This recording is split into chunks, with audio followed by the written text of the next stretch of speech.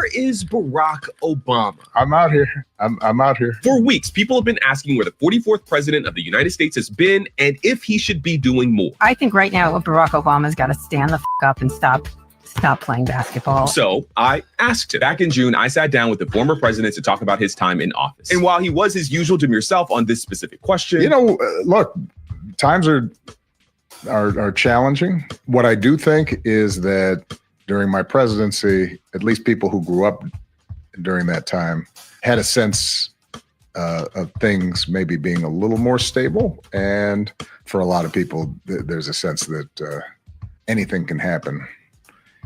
And that, that can cause some anxiety. He also gave a clue as to what he's been up to behind the scenes. One of the things that I spend most of my time now doing is working through the Obama Foundation. And our goal is to train the next generation of leaders to recognize the power they've got and the voice they have, and to use it strategically and not just sink back in despair or cynicism, but say, you know what?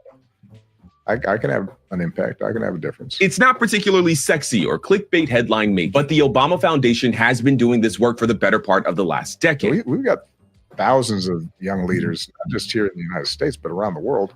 A lot of them, when they get active, they might get killed. Human rights lawyers in Russia or Hungary. And we've got people in this country who are working in Appalachia dealing with opioids or reentry programs in Oakland.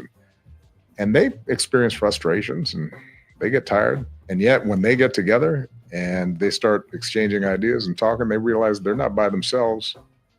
And there's the possibility of movement. The truth, in my opinion, is that Democrats who want more from Obama may be misunderstanding what they need from Obama. In today's fast-paced, siloed media environment, Democrats won't be saved by more takes from a former president. As he said in recent comments, that's their job. What Democrats need are deep investments in the infrastructure of progress. And from the outside looking in, I think the Obamas are playing that game. The same kind of long game that conservatives played over the last 60 years to land us here. The Obamas are creating media infrastructure, leadership infrastructure, and international diplomacy for the kind of world that they believe we would all want to live in. So perhaps the question is exactly how long we can afford to wait for that long game to play out. Where is Barack Obama? Good morning, and welcome back to Let It Be Known. We asked that same question, at least we posed that the other day, because The Atlantic did this whole piece on where is Barack.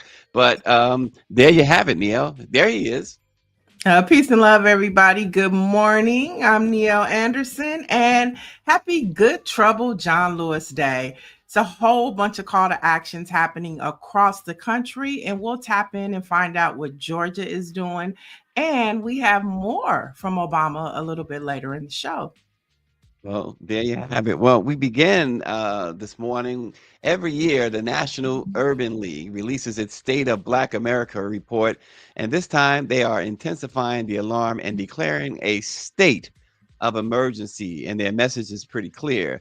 A democracy willing to destroy itself rather than deliver justice is a democracy in crisis. The report is being released this morning, and it lays out 3 undeniable facts. First, entire federal departments protecting civil rights have been defunded. Second, the DOJ's Civil Rights Division has been hollowed out and repurposed, transforming from a guardian of justice into a tool of political retribution. And third, diversity programs across schools and workplaces are under attack, a coordinated attack, according to Mark Morial, who warned that we are witnessing an attempt to turn back the clock to an era when the full humanity of all Americans was not recognized. This is not an ordinary situation, he declared. This is an emergency. So, Niel, the State of Black America report from the National Urban League declares a state of emergency. For sure. And they're mobilizing as well. The National Urban League Conference is happening right now in Cleveland, Ohio. It runs through the 19th. And a lot of things that Mark Morial and the Urban League are talking about in that report, everybody can tune in. If you go to the Urban League conference or urbanleague.org, You can get the schedule of sessions that are happening, and you could tap in to take a deeper dive into what this state of Black America is talking about. Mhm. And for the Cliff Note version, later this morning, you can go to blackpressusa.com and see my report on the state of Black America. So there you have Yeah. it, folks. Yeah, I mean, I think that's something during COVID, and just even with technology, when technology works, is that if you can't attend a conference and you want to take a deeper dive, you could just tune in on Zoom and actually hear from, everybody's asking, what is Obama doing? I think he told us earlier this week, stop looking for a Messiah, get involved. And we have these legacy institutions like the Urban League, the NAACP, who we'll be hearing from a little later in the show.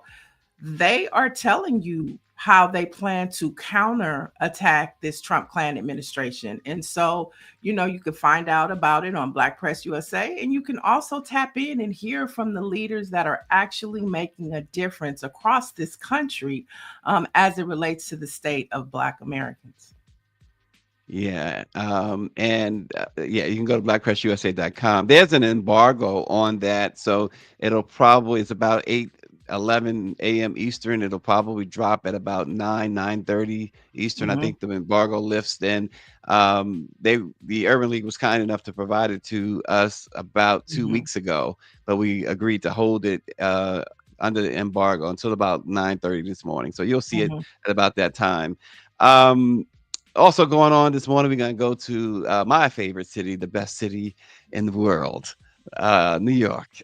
In my opinion, yeah. I know California, LA, sunshine. No, anywhere Black people are, anywhere Black people are, it's a good time. Well, they're not having such a good time in the Big Apple. A former New York City police commissioner has filed a sweeping federal lawsuit against Mayor Eric Adams and top NYPD brass of running City Hall and the police department as a, quote, criminal enterprise. Thomas G. Donlin, who briefly led the department in 2024. You remember they kept firing and hiring folks, and folks kept getting arrested last year in New York, including the mayor himself. But he asserts that he exposed systemic corruption and criminal conduct by NYPD's leadership. And he claims that the mayor, quote, condoned the misconduct, letting it continue unchecked. City Hall has fired back at the claims, calling them baseless accusations from a disgruntled former employee who was ineffective. This marks the fifth lawsuit in 2 weeks accusing the Adams administration of enabling corruption inside the NYPD. Troubling allegations as Adams campaigns on public safety success. So given that 5 former top officials are accusing New York's leadership of corruption simultaneously with City Hall claiming victory on crime, it raises questions about who is truly protected and who isn't, Niele. I think this is more of a Andrew Cuomo situation, to where he wants Eric Adams to drop out the race. He's already said it because now he lost as a Democratic candidate. So now he wants to be an independent. And so although a lot of us aren't the biggest Mayor Eric Adams fans, I mean, we have to see through what's really happening. And Andrew Cuomo wants his spot because he wants to continue to run. And so he wants him to get out. And so I'm not saying, this is my alleged conspiracy theory, that Andrew Cuomo is pushing all of this negative press towards Mayor Eric Adams to push him out of the race or bring his numbers extremely down. That's my take on that story. Well, and you certainly could be right. But as I noted, and we all know, after Adams was arrested last year, so many of his top administrators, like the NYPD chief and police commissioners, they were either arrested, also charged, or indicted, or stepped down, or was removed. So there was so much going on there in New York. And then, of course, you had the Trump factor with Adams. So you don't know what I mean, is in New York. he definitely made himself an easy target. You know what I'm saying? Mhm. He brought it upon himself. He's not, like I'm saying, he's not the cleanest knife in the bunch, but Andrew Cuomo definitely is showing his white privilege and how he's just not going to sit down because he lost, but he's going to double down because he's white and he can. Yeah, I agree with what someone put in the chat when we talked about we mentioned Andrew Cuomo the other day. The Cuomos feel like they're entitled to Mhm. seats and whatever. Chris, I used to like Chris. He flips now. He goes back from MAGA to this way to that way, whatever. Mhm. It's like, come on, walk away. You're shaming Mario. Mario was I mean, if any other Cuomo's had integrity, it had to have been Mario. So, I mean, goodness grief. Also, this morning, Donald Trump and his Justice Department are already moving to steal the 2026 midterms. As Charles Blow reported on his Instagram, the DOJ has demanded entire voter rolls from at least 9 states, and 2 of them have already been turned over. That whole Elon Musk and Doge thing when they stole everyone's took everyone's IDs and information, really, really interesting stuff. It's now we're seeing why election officials are warning that Trump is building a massive national database stuffed with personal information about voters so he can impose new rules to purge the rolls and make it harder to cast a ballot. This is exactly the same voter suppression playbook he used to inflame lies about 2020, only now it's more organized, more aggressive, and more dangerous. Trump's operatives are also calling county clerks to pressure them into letting federal agents and third parties physically inspect voting machines, something election officials say is illegal and unprecedented. We know who's going to be targeted. We know who is targeted and disenfranchised by schemes like these: Black Americans. Yeah, Nicole Hannah Jones, author of the 1619 Project, had been talking about this earlier as well. And she's critical about how this Trump Klan administration continues to roll back 60 years of civil rights.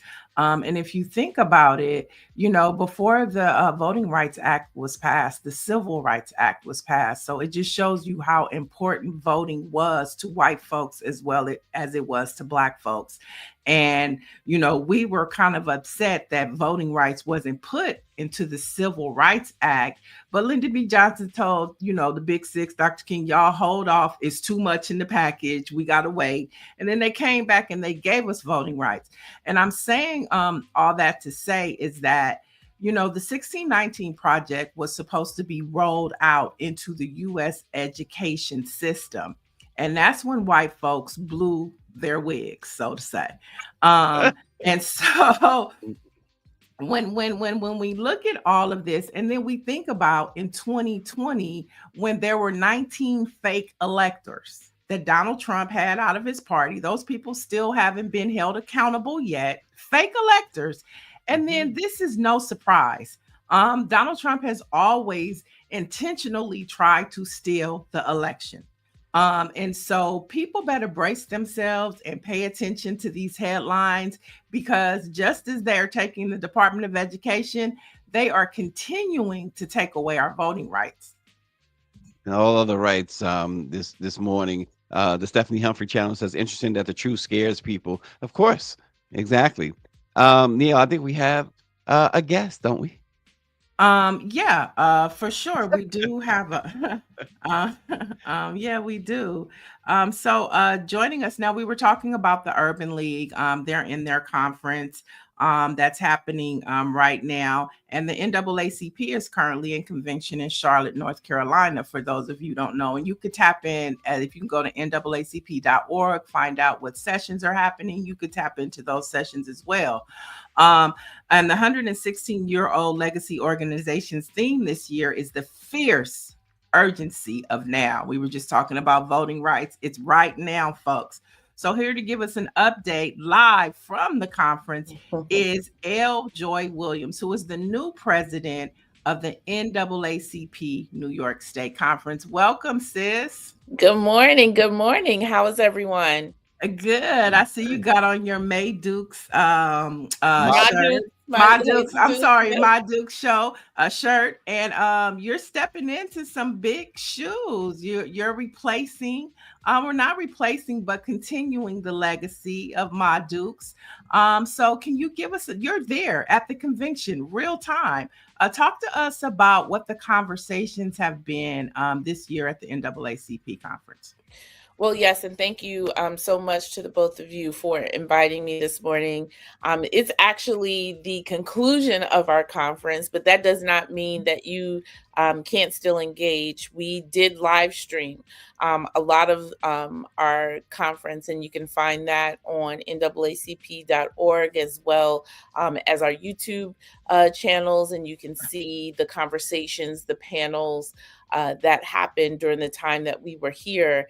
Now, I feel like I moved into Charlotte at this point because I've been here since last Wednesday, and partly because we started with a pre-conference democracy summit.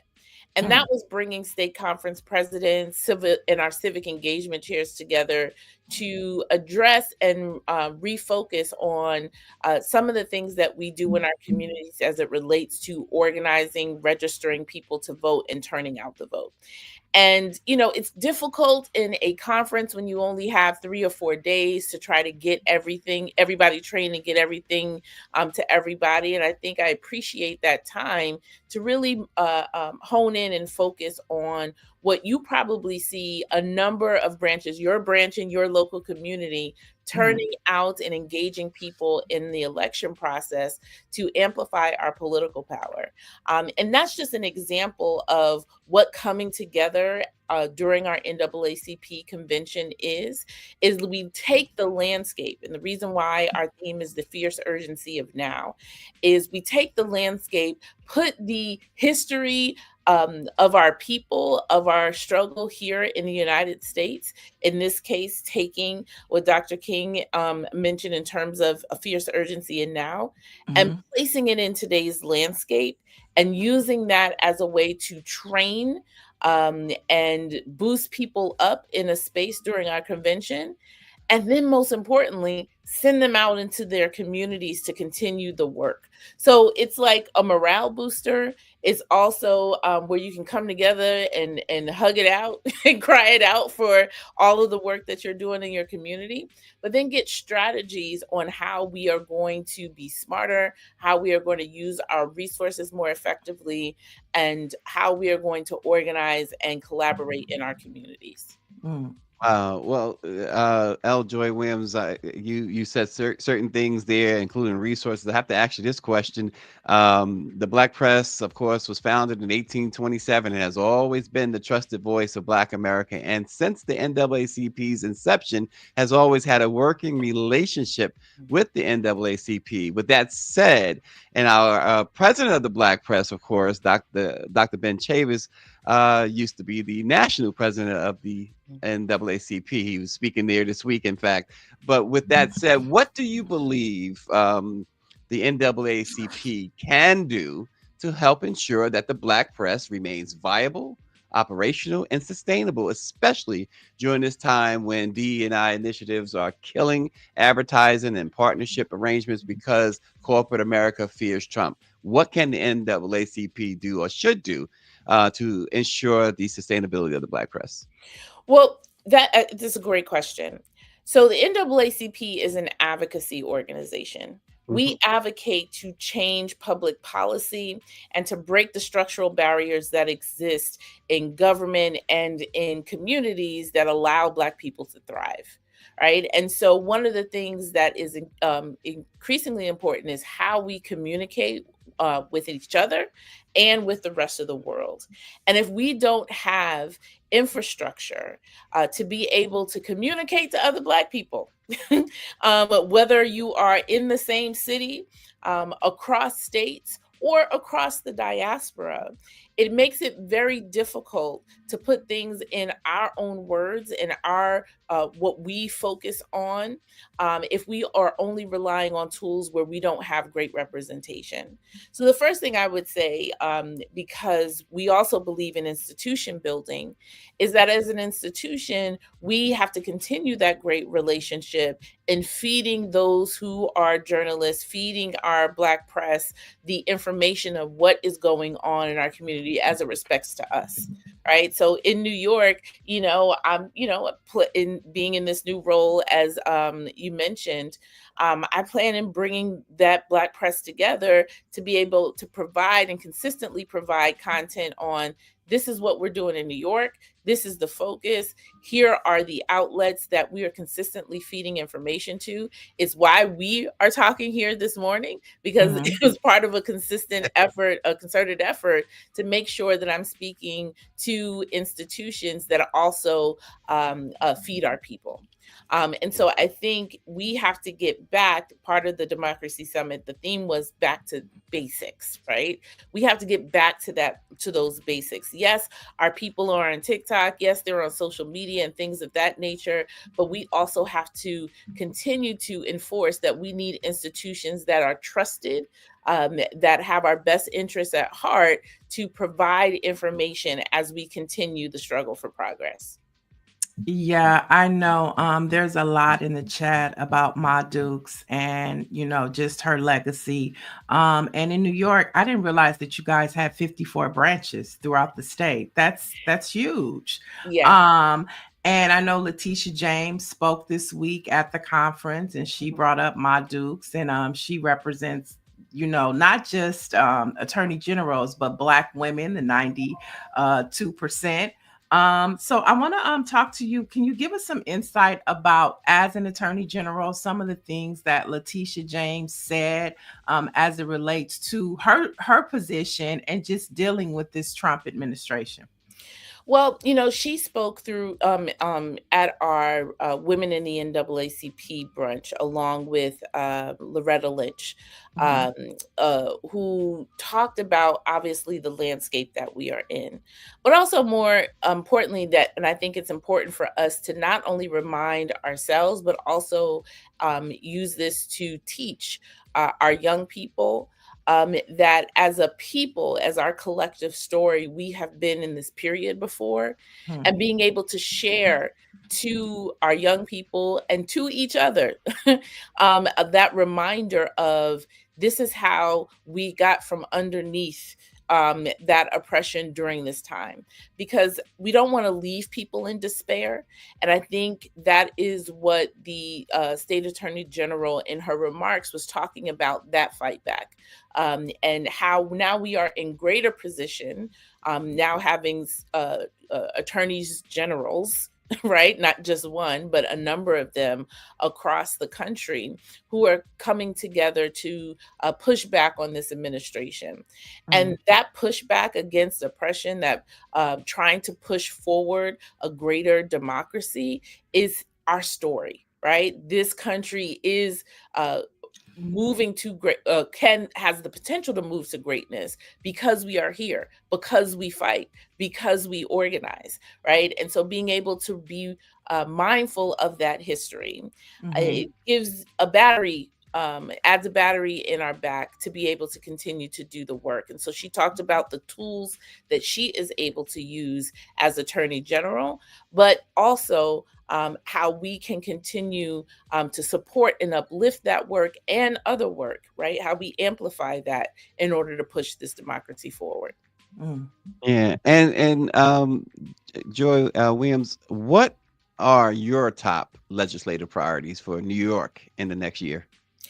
Well, look, we're having that discussion now because it's New York, New York State, the legislative session and budget season will be here before you know it. And I pledge to come back as long as you all are willing to have me back, to make sure that everybody is educated about the process, that everybody is a participant in the legislative process, because it shouldn't be just me.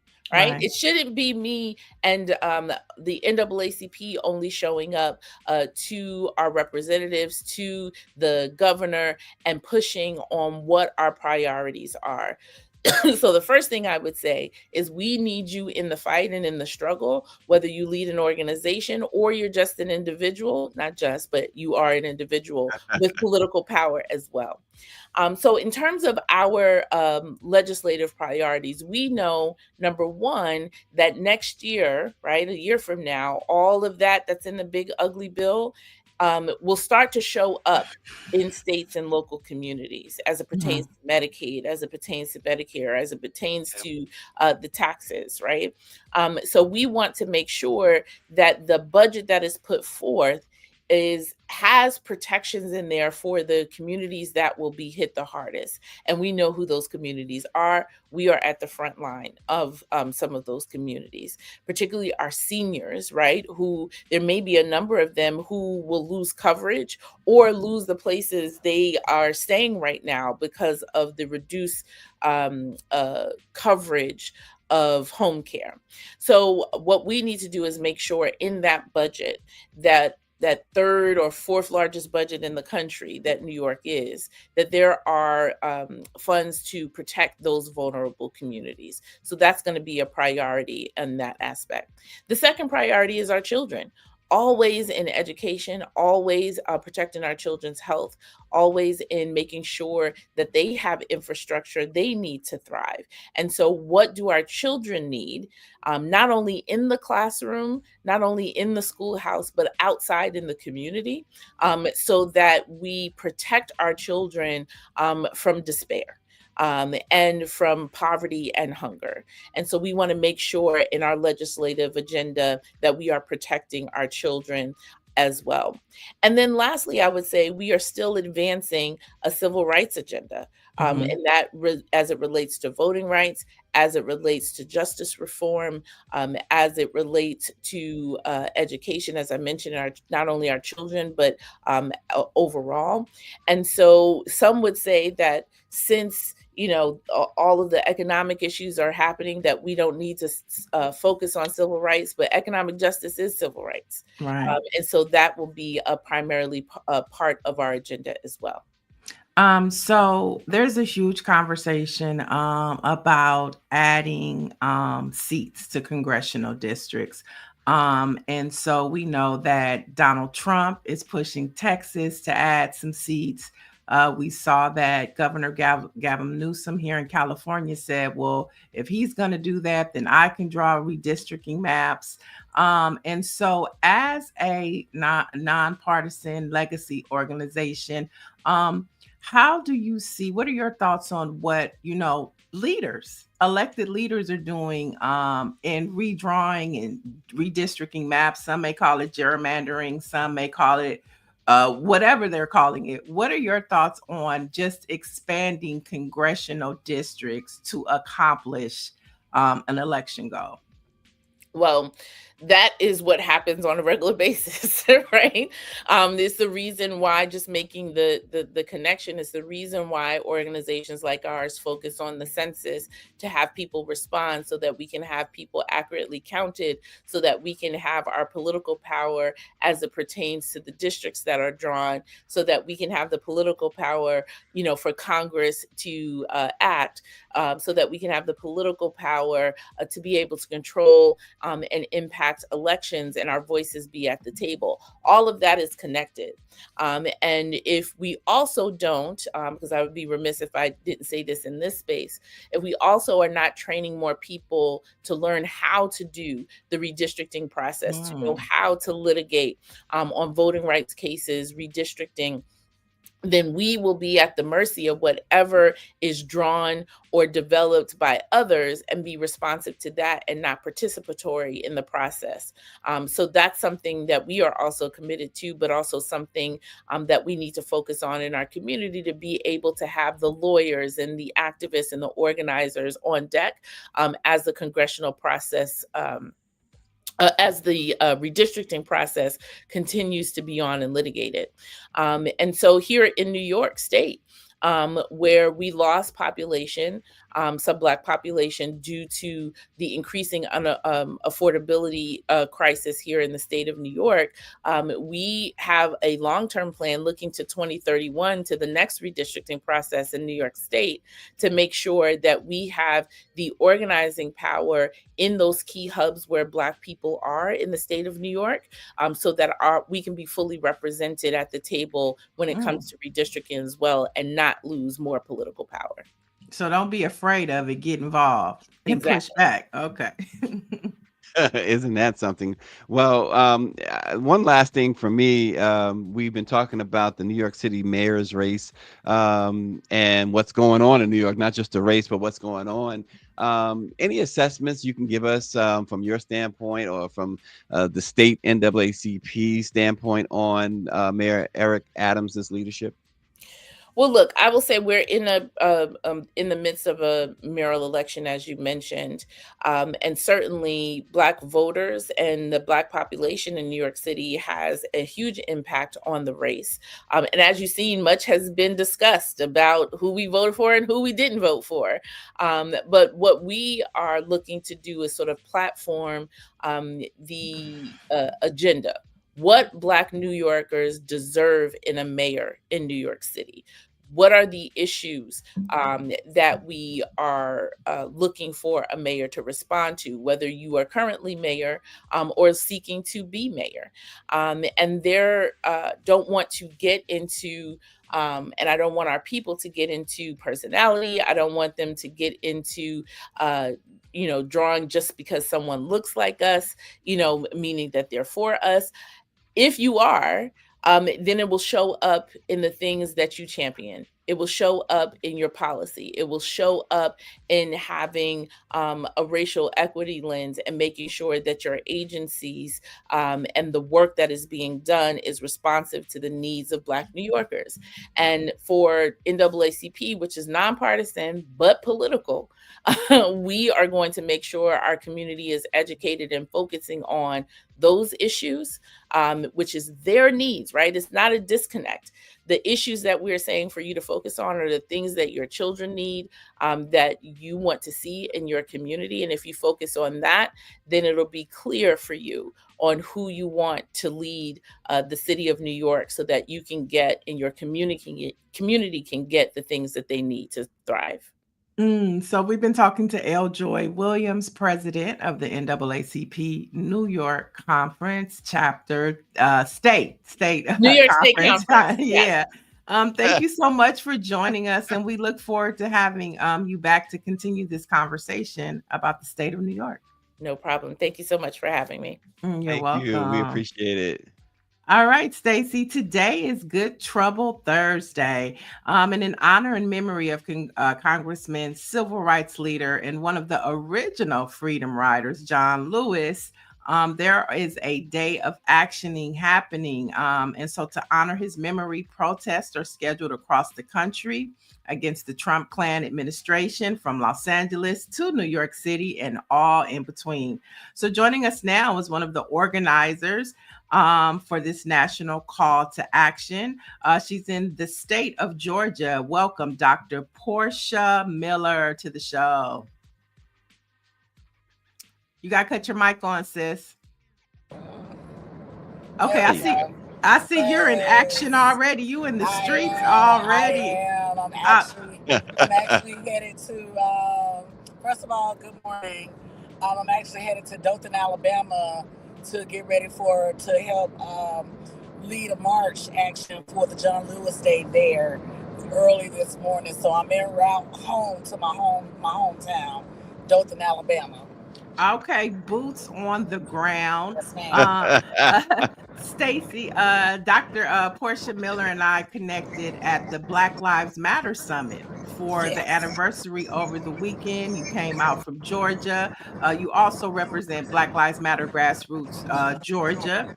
And so this national call to action for John Lewis, you're stirring up good trouble. Talk to us about what this day looks like and the vision of it. Oh man, he's the boy from Troy, Alabama. So it's a full circle day for a sister from Alabama and represent the state of Georgia as well. The Honorable late John Lewis played a pivotal part in so many of our lives here in the state of Georgia. And being that he was one of the foot soldiers that led the march for the Civil Rights Act of 1965, it's just an honor to always be able to still walk in his footsteps. I tell my youth, I say, you always need to have a book bag. They be like, well, why you always carry a book bag? I said, because John Lewis carried a book bag everywhere he went. You never know how to be prepared when you're out on the front line. So it's very, very good day, and it's a good necessary day to get in trouble. Always. Let me ask you this, Portia. Who is today's John Lewis? Who do you think is today's John Lewis? Oh man, today's John Lewis is a democracy champ. He's the giant of all giants. Ashe to the ancestors. He's the one that allows us as activists to cross over into the political realm, to move from the outside to go in the inside to know how to change policies. I can't say that I have not walked in the shoes of the Honorable John Lewis, getting arrested, practicing civil disobedience for the murder of Breonna Taylor, for the unlawful murder of Rayshard Brooks.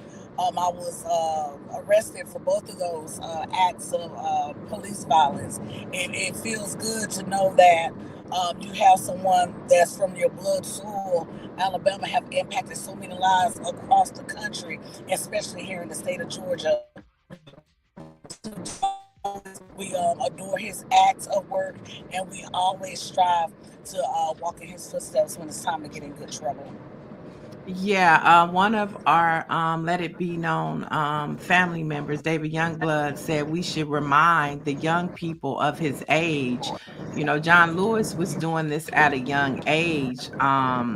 Yes. And so let's talk about the just so that they know about the contributions of young people to the movement. When we think about 5501 and Black Lives Matter grassroots, talk about what it looks like for young people and their involvement. Yes, well, actually, young people have always stood on the front line and been the forefront of the civil rights, human rights movement. If nobody knows the history of the marches and from Montgomery to Alabama, or the fights in the state of Alabama, we are very much rooted in the history. Children were the ones that went out and marched while their parents worked, because their parents were unable to seize the days to get off. So it was their children that got out there and that was beat by the police, that had the water hose put on them, that had that went through the terrible acts of violence from racism that took the forefront in these movements back in the 50s and the 60s. So we cannot forget that.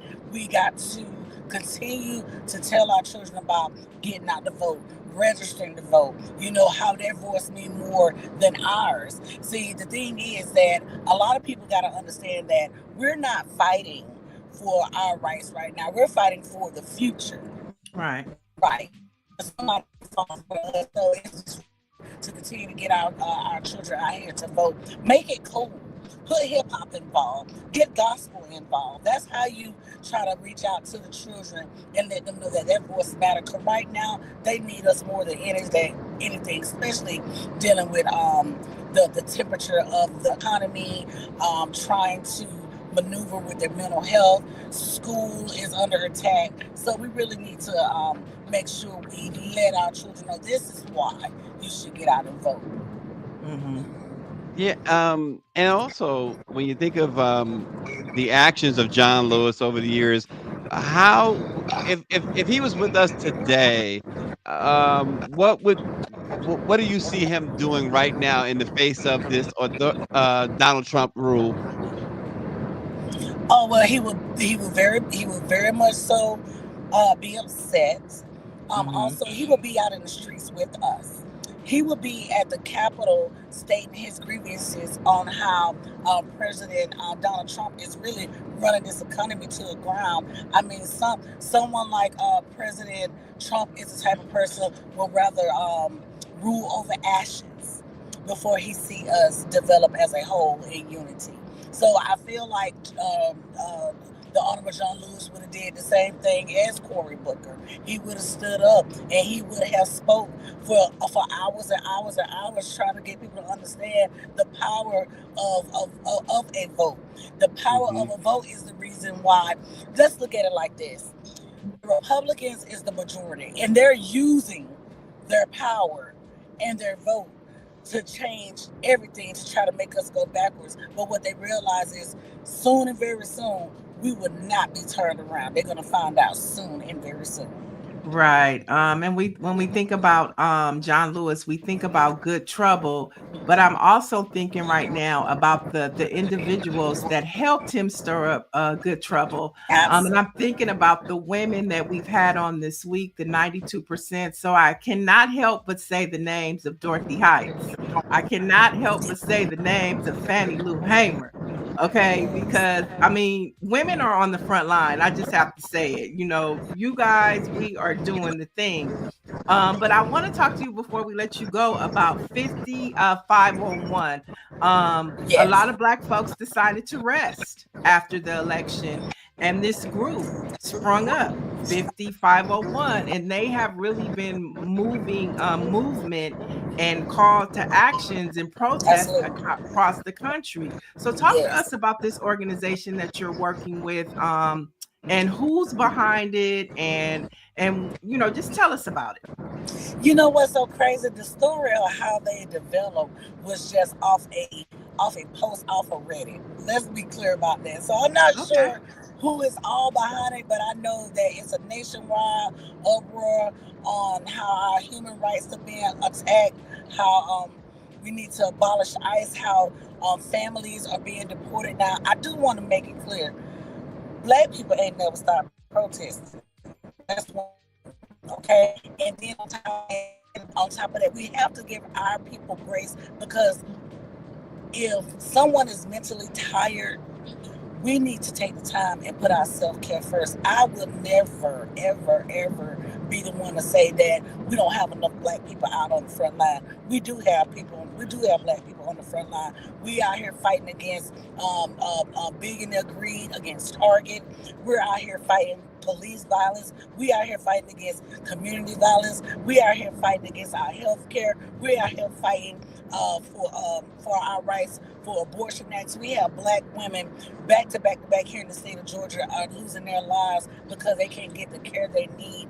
And that's why maternal mortality is at a high rate. We are always on the front line. So I don't know where this thing is, where all of a sudden we should bash our people of color for not being on the front line. No, honey, we've been on the front line since slavery. You know, I'm appreciative of them. You know, I'm appreciative of the work that's happening. And I'm appreciative for those of us who continue to go. And so I'm not mad at them. Yes. And what I want to say, about 5051 Georgia, I'm the lead chanter for the one here in the state of Georgia. I think we might. Yeah, we might have lost her. All right. I'm here. Okay. Here we go. Okay. 5051 Georgia has been doing everything they can to support our local organizations. They are really moving and pushing themselves into our history. I think one of the turns for 5051 Georgia is when they came and stood in solidarity with Juneteenth. Atlanta Parade Festival. It meant so much to see them support such a movement that a lot of non-Blacks even know about. And so for them to take the time to educate themselves, for them to listen to their allies, that are fighting with them, such as myself, such as Attorney General Griggs, Coach Q, so many others, State Representative Eric Bell, Senator candidate running for Senator, Representative Derek Jackson. See, we're all veterans, and they stand behind us as Black veterans, behind people that's standing, against poverty. If don't nobody know, poverty is one of the fourth leading cause of death in the state of America,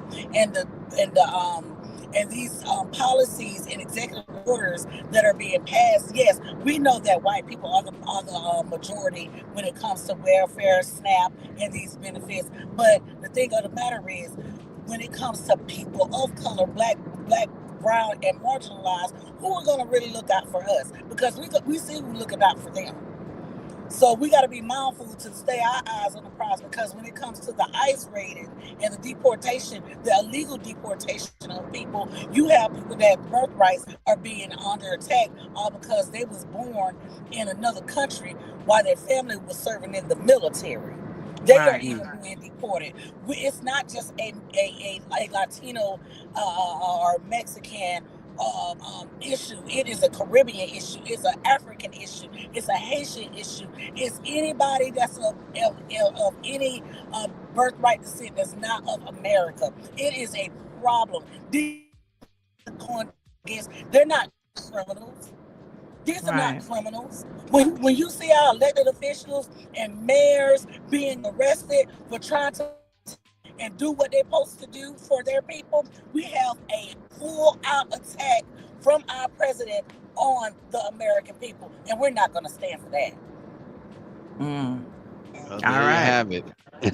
Boots on the ground, Dr. Portia Queen Miller, headed to a Good Trouble rally down south. We appreciate you checking in, and we'd love to have you back when you're in a more stable location, sis. Yes, thank you. And if y'all can, and if anybody can, please follow BLM Grassroots on all social medias and 5051 Georgia on all medias. We're going to continue standing in solidarity, and we vow not to fight in silos, because this is a people fight. Amen.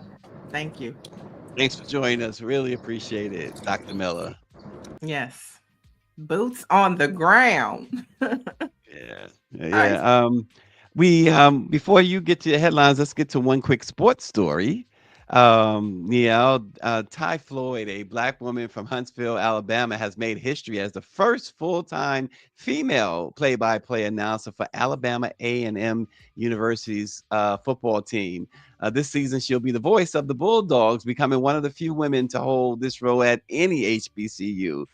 She says this opportunity is a dream realized, and she's grateful, deeply grateful to be trusted with it. It's about legacy, representation, and reminding young Black girls that they belong in every room, every booth, and every broadcast. She's a Florida A&M graduate with experience at NBC Sports Philadelphia, ESPN, and Sports Illustrated. So congratulations. Certainly a shout out to her. What an accomplishment. Congratulations to her for sure. And as we look at this Good Trouble Thursday and all of the infliction this Trump Klan administration is having, I think this is these next two stories are a reminder of why we should be stirring up good trouble. The National Suicide and Crisis Lifeline for the LGBTQ plus community teens ends today. Now, the order came from the Trump administration amid its broader spending cuts and the dismantling of the program that's dedicated to diversity and inclusion is definitely going away today. States and mental health organizations are bracing for the closure of the specialized service known as 988. And since its 2022, it launched 988 specialized service for the queer youth community has received nearly 1.5 million calls, Stacey, community. And that includes texts and online chat messages. Counselors fielded roughly 70,000 crisis contacts in April alone. And the latest month's marking are at an all-time high. So we're talking about 1.5 million calls, and now this has gone away today. So our youth, it's troubling. Yeah, it is, to say the least. It's troubling. It's there's so much hate in those cuts, and it makes no sense that folks go along with this. Folks have gone along with this, and I say folks, but importantly, those in Congress have gone along with this. There are no, on the Republican side, especially. There are nobody who has a backbone whatsoever, who stand as a man or as a woman to say, listen, I'm not tolerating this. Right. I mean, even if, your sexual preference doesn't accommodate They're human beings. Community, they are human beings. And we're not talking about adults right now. We're talking about young people who are trying to find themselves in this space and in this world. And for a resource that reaches over 1 million youth to be cut because of hate and racism, it just shows why today is so important to stir up good trouble any way you can today. I don't care if you're at home and you making phone calls to Congress to tell them to stop this shit. Stir up some good trouble today. Okay. Another story why we should be stirring up good trouble today. It looks like more changes are coming to TSA and travel. Now, the Department of Homeland Security Secretary Kristen Noem teased just yesterday to News Nation's host Blake Berman that changes could be coming to the size of liquid containers allowed for passengers boarding flights in the United States. Now, Noem spoke about streamlining overall TSA experiences for domestic travelers at airports, and she revealed that the DHS is in discussion with several different companies with technologies to give us competitive bids on what they actually do. So you'll see this type of rollout happening nationwide, but they're going to test it in a couple of airports. But this is why this is important. When they say technology companies, this means that TSA federal workers could lose their jobs to AI companies. We've already heard Donald Trump say that he wants to stop people. He wants to see people's social media, right? Technology, we go through check. They look at our social medias. I might say Trump clan. I could be subject to this new process. So this isn't about liquids. This isn't about us being able to wear our shoes. This is really about us saying, oh, I'm so happy I can be more comfortable, but they're really going to eliminate jobs, TSA workers, and bring in a technology company to monitor us. So now we're going to have police sanctioned violence at airports. To me, that's what I read, Stacey. Oh, I 100%. And listen, Dr. Marilyn, man, I'll leave this to you if you want to tackle this question. She says, what are we doing aside from marching and protesting? Well, I think that we talked about today, the Urban League, tapping in. If we want to know what we're doing, I think a good place or reference point is to tap into what the Urban League, they're talking about the state of Black America. How can I get involved in organizations in my community to do something? And so I think that we have to find what resonates with us. Like, we can't save every situation.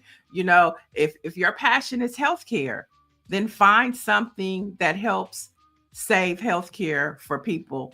If you're into police sanctioned violence and getting rid of that, then find an organization to do that. You have to find what resonates with you on how to save this democracy. We can't participate in everything. You just got to find what resonates with you and jump full speed ahead. That's all I could tell you. Greer says she's traveling to Iceland next month, and she hopes they let her back. Right. And that's true. It's true, because this is not about being able to carry more liquids or being able to wear our shoes in the airport. This is kind of like, massaging us to prepare us for them to bring in these and then also to help Trump's friends make money. This is about him helping his friends make money. You fired all the FAA folks, the traffic controllers, and all of that. You've made air travel so much more dangerous already. And as Dr. Joni says, at this moment, we are at our most vulnerable on the worldwide stage. She says she's heard experts, and I've heard the same thing, say that we are in more danger than ever before 9/11. And now you're doing this, like you said, it's all about enriching his rich friends, or acquaintances, because he has no friends. Acquaintances, and also identifying those who don't like him and messing with us in the airports. You know what I'm saying? All of this, and to Dr. Joni's point, we can't forget we bombed Iran. Trump is messing with what about Hamas? What about Putin? And there's so many things that Donald Trump has done, seen and not seen, that puts us, the American people, at possible casualties for his greed war. And so you think he's gonna care No, if a he's plane not. goes down and 200 people go down with it? Yeah, of course not. I mean, look at his own people in Texas, swept away in the flood. All those white kids. You think he cares? He cares about no one. There's no one that, if something devastating happens to that person, would bring Trump to tears. No one. And that is why today is Good Trouble Thursday. And we need to figure out a way to stir it up. Stir it up, stir it up. And we started the show with President Barack Obama, and he continues to show his face since people want to know where he's at. Yesterday, the president appeared on his wife and brother-in-law's show, what is it called? IMO, and he jokingly addressed the breakup rumors. He said, "She took me back." And then he also said it was touch and go for a while, but the conversation took a deeper turn as President Obama discussed the need to invest more in young boys. And he also addressed masculinity in today's world. Take a look. Sons. So Emma, we are rooting for you, because those of us with daughters, we need good men. We've got to have good guys out there, not necessarily to get married, but to make sure that what we're learning, I think, is that when we don't think about boys and just assume they're going to be okay because they've been running the world and they've got all the advantages relative to the girls, and all of which has historically been true in all kinds of ways. But precisely because of that, if you're not thinking about what's happening to boys and how are they being raised, then that can actually hurt women. And I would argue that some of the broad political trends we've seen, not just in this country, but around the world, have to do with this sense of, boys, men not feeling as if they are seen, feeling as if they count. And that then makes them more interested in appeals by folks who say, you know what, the reason you don't feel respected is because women have been doing this, or this group has been doing this, or that group's been doing this, and that is not that's not a healthy place to be. For those of you who do not have sons, so Emma, we are rooting.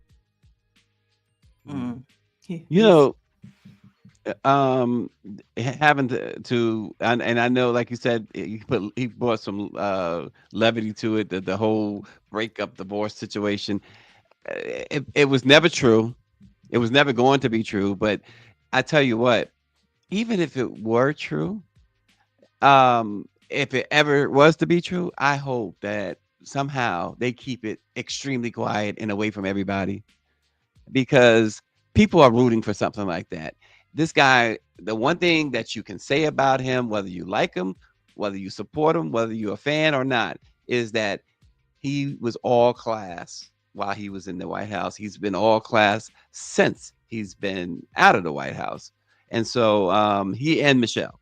So that, I'm no fan, but I will say that they're the most classiest first couple we've ever had.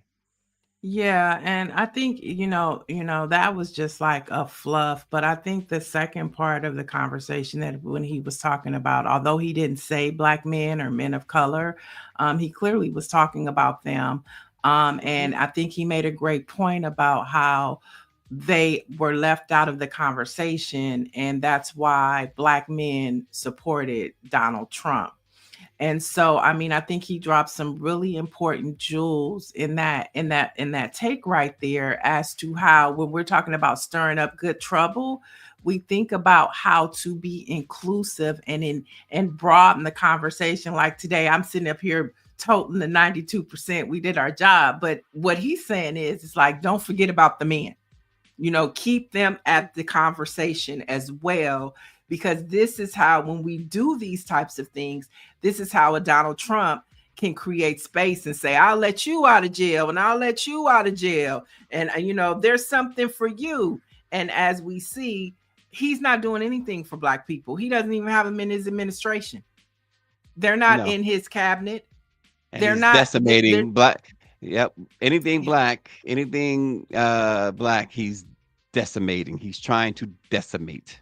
Yeah, I just think black women, right, left and right. This guy, he's plain and simple. He is in the 21st century and beyond. I mean, since I can't go back as far, but he is the worst thing to ever happen to black people in the White House, that in at least in my lifetime.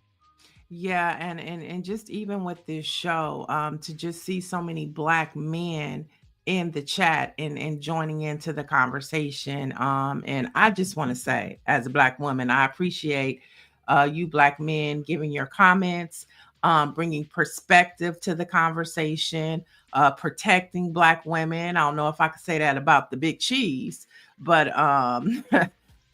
but I appreciate, and I think that's what Barack Obama was trying to be like, get the black men into this conversation. He is just so, like a lot of people are saying, classy. Sometimes I just wish he would say it, because even in that conversation, he said it, but you had to read between the lines. Sometimes I just say it, Obama. Just say black men. Just say it.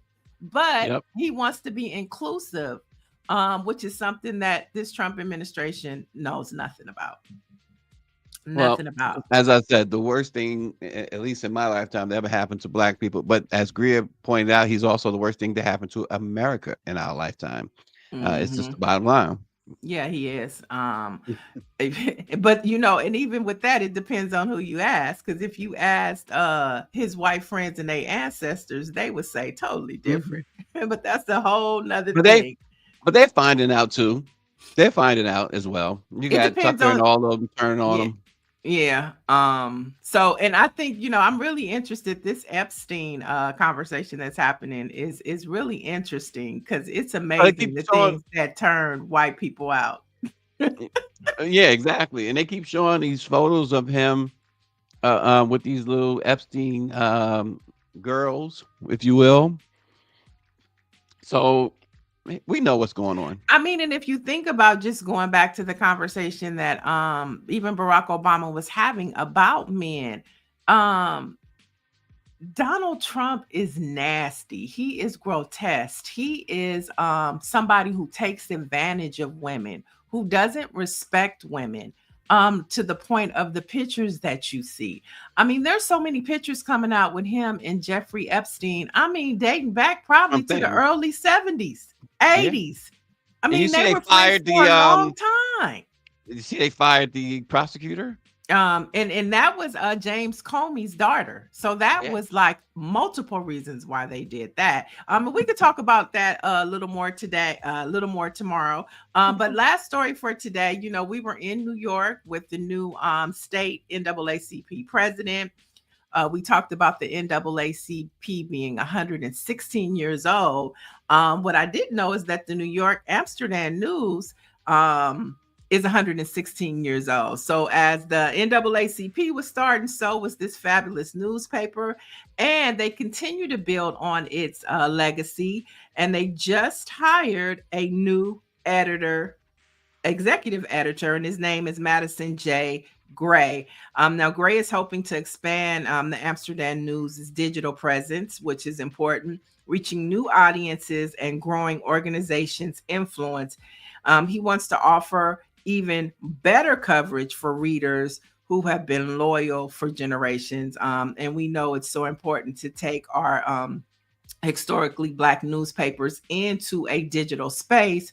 So not only that they can cover their local news, but they can expand it to world news.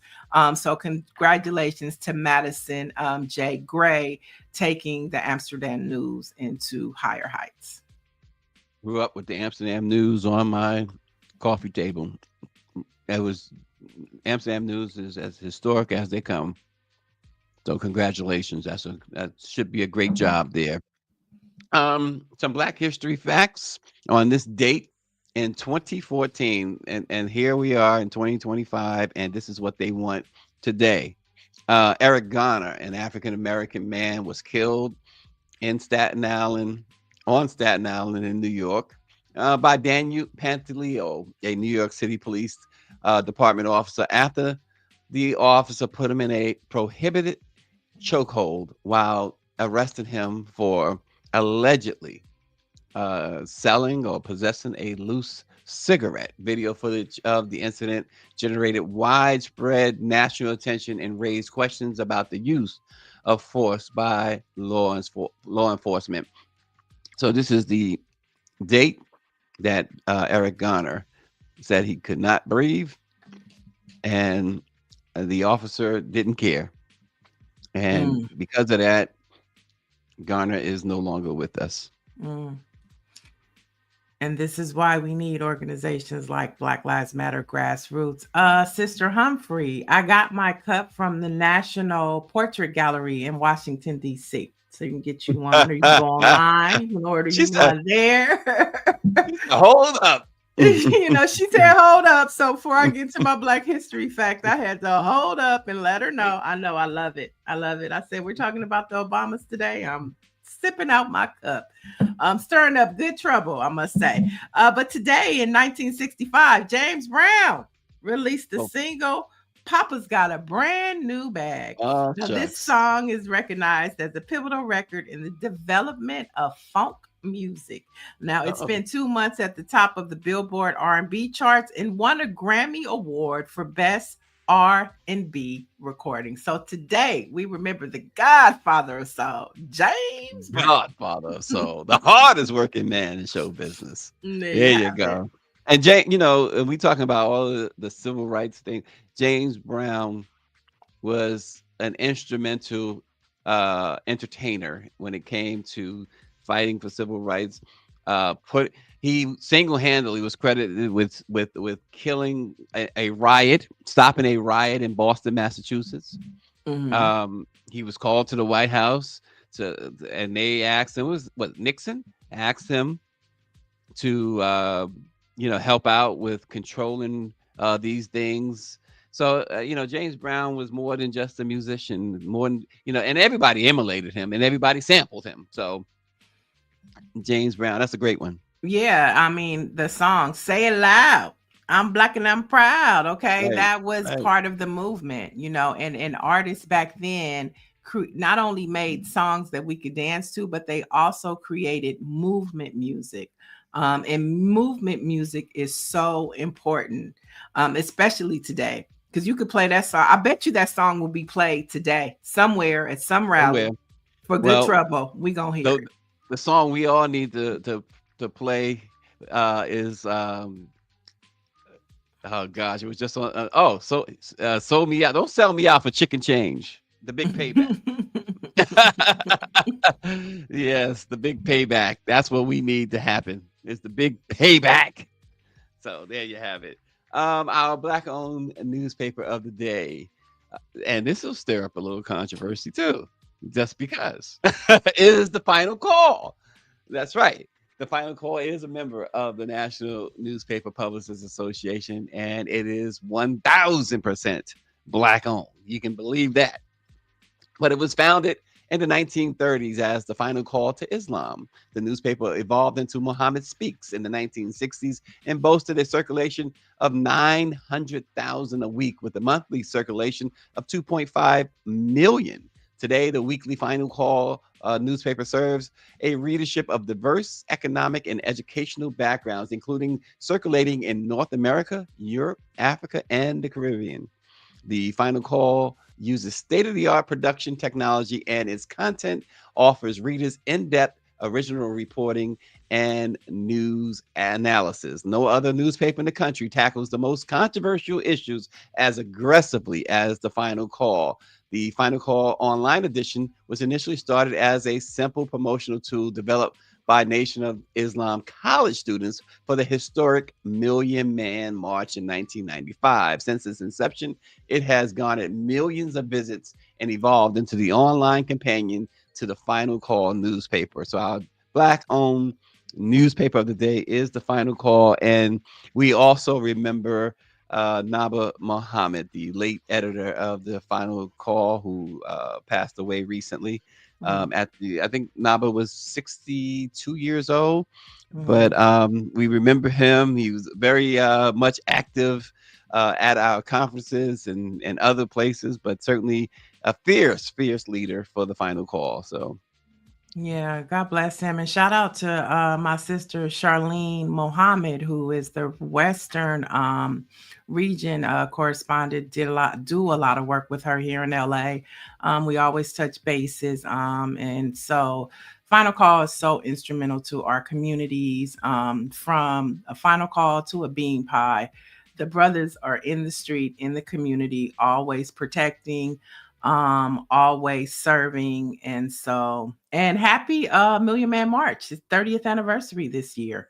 And so lots there that I'm sure we'll continue to cover in the coming weeks. But for the latest in Black news, headlines, Good Trouble, the Urban League State of the Black Union report, so much stuff happening in Black America, and it's all right there. You can find it at blackpressusa.com. Yep, and there it is. It has dropped. The National Urban League declares state of emergency for Black America, the 2025 report. It is now on blackpressusa.com. So check it out. And folks, we will see you again tomorrow. Peace and love, y'all.